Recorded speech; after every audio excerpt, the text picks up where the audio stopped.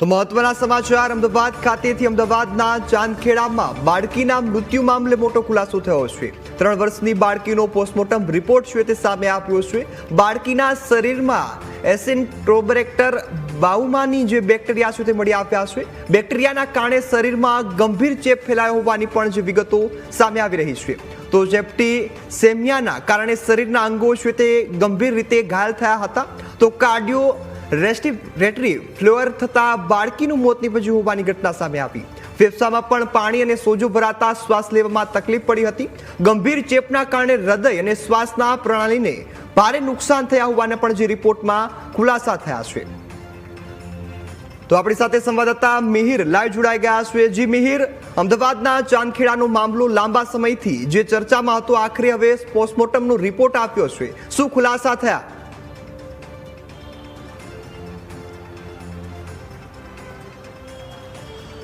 બિલકુલ, જે પ્રમાણે આ સમગ્ર ખુલાસો અત્યારે સામે આવ્યો છે, અગાઉ પણ ખીરુ બાબતે જે ઘટના બની હતી તેમાં બંને બાળકીઓનો FSL રિપોર્ટ છે તે સામે આવ્યો હતો ને જેમાં કોઈ ચોક્કસ કારણ છે તે જે તે સમયે મળી આવ્યું ન હતું। જે PM રિપોર્ટની છેલ્લા ઘણા સમયથી રાહ હતી તે PM રિપોર્ટ અત્યારે આવી ચૂક્યો છે ને 3 વર્ષની જે બાળકી હતી મિષ્ટી, તેનો PM રિપોર્ટ છે તે અત્યારે આવ્યો છે અને મહત્વનું છે કે જે રિપોર્ટ આવ્યો છે તેમાં અત્યારે બેક્ટેરિયા એક જણાવી આવ્યા છે, એસિનોક્ટર કરીને જે બેક્ટેરિયા હતા તે આ PM રિપોર્ટમાં જે આ બાળકી હતી તેના શરીરમાં મળી આવ્યા છે ને જેના કારણે તેનો કાર્ડિયો અરેસ્ટ એટલે કે જે હૃદયની પ્રણાલી હોય, જે શ્વાસ લેવાનું જે રૂટીન જે પ્રક્રિયા હોય તેમાં તેને તકલીફ પડીને તેના કારણે તેનું મૃત્યુ નિપજ્યું હોય તેવી રીતની અત્યારે આખી આ વાત છે સામે આવી છે। ઘણા સમયથી PM રિપોર્ટની રાહ જોવામાં આવતી હતી અને આખરે PM રિપોર્ટ છે તે અત્યારે આવી ચૂક્યો છે। મહત્વનું છે કે હજુ પણ વધુ તપાસ છે આમાં એટલા માટે પણ કરવામાં આવશે કે આ જે બેક્ટેરિયા છે તે બેક્ટેરિયા ખરેખર શા કારણે આવતા હોય છે, કયા પ્રકારનું કોઈ ભોજન તરીકે કે કોઈ પણ પ્રકારની કોઈ દવામાં આ બેક્ટેરિયા છે તે જે તે સમયે આવી ચૂક્યા હતા ને જેના કારણે આ બાળકીને તકલીફ ઊભી થઈ। આ તમામ બાબતે અત્યારે હાલમાં પોલીસ છે તે વધુ તપાસ કરી રહી છે।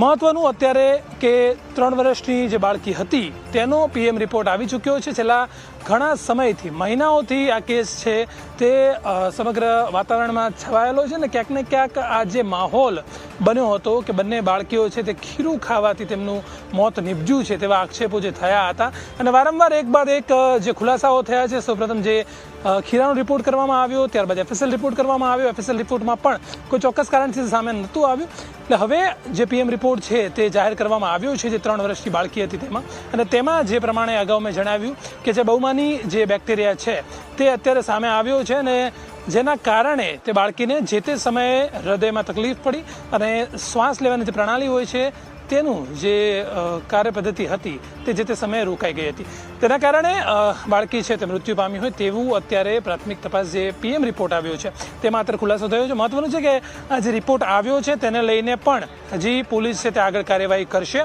અગાઉ પણ મેં જે પ્રમાણે જણાવ્યું કે આ બેક્ટેરિયા ક્યાંથી ખરેખર આવે છે, ખરેખર બેક્ટેરિયા ઊભો થયા પછી તેનું કેવી રીતની આખી આ કાર્ય પદ્ધતિ હોય છે, કેટલા દિવસમાં બેક્ટેરિયાથી આ તકલીફો છે તે ખરેખર એટલી વધી જતી હોય છે, તે તમામ બાબતની તપાસ છે તે અત્યારે પોલીસ કરી રહી છે। FSLની ટીમ સાથે છે તે ડૉક્ટરોની એક પેનલ બનાવવામાં આવી હતી જે તે સમયે સ્પેશિયલ, તે પેનલ આ તમામ લોકોને સાથે રાખીને આ આખી તપાસ છે તે કરવામાં આવશે અને ચાંદખેડા પોલીસ અને ક્રાઇમ બ્રાન્ચની ટીમ છે હજુ વધુ અને જેટલું બને તેટલું જલ્દી આ કેસમાં ફેસલો આવે અને ખરેખર શા કારણે આ તકલીફ ઊભી થઈ, શા કારણે બાળકીઓ મૃત્યુ પામી તે પરિણામ વહેલી તકે લાવી શકે તેની અત્યારે કાર્યવાહી છે તે શરૂ છે। જી બિલકુલ મિહિર, સંપૂર્ણ માહિતી બદલ આપનો આભાર।